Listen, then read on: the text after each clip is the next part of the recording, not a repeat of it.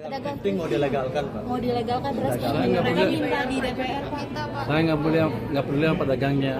Pokoknya yang barang masuk ilegal, saya berhentiin. Menkeu Purbaya Yudi Sadewa secara tegas menolak legalisasi usaha penjualan baju bekas atau thrifting, meskipun pedagang yang terlibat telah membayar pajak. Penolakan ini dilandasi oleh tujuan untuk melindungi pasar domestik dari barang impor ilegal yang dapat merugikan pengusaha dalam negeri. Purbaya menegaskan bahwa meskipun pedagang thrifting memenuhi kewajiban pajak mereka, barang-barang tersebut tetap dianggap ilegal jika berasal dari impor tanpa izin. Menkeu juga mengungkapkan bahwa jika pasar domestik dikuasai oleh barang-barang asing, maka pengusaha lokal akan kehilangan kesempatan untuk merasakan manfaat keekonomiannya. Purbaya menyarankan agar para pedagang thrifting beralih ke produk lokal. Menurutnya, produk lokal juga tak kalah berkualitas dari barang luar. Kemarin pedagang kita mau minta ada larangan terbatas untuk produk impor ilegal. Siapa? Pedagang drifting mau dilegalkan, Pak. Mau dilegalkan beras Mereka minta di DPR, Pak.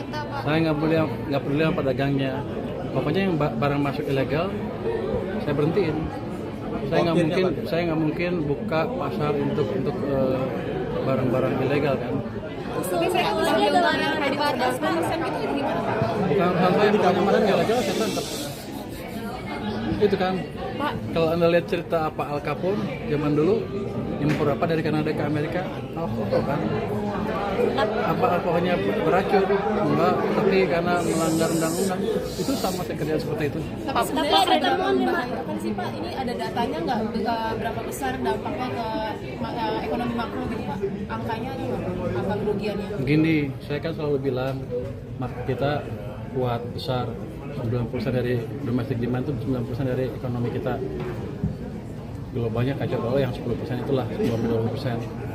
Kalau yang domestiknya dikuasai asing, dikuasai barang asing, apa untungnya buat pengusaha domestik selain pedagang-pedagang yang jumlahnya relatif kecil dibanding rakyat kita semua. Jadi saya memaksimalkan market domestik untuk pemain domestik. Nanti pedagang itu juga kalau mereka cukup cerdas memanage dagangnya bisa shift kan ke barang-barang domestik. Kalau mereka bilang jelek, bilang aja bagus. Kan demandnya akan dengan demand yang menentukan kualitas barang. Kalau jelek ya nggak dibeli sama masyarakat.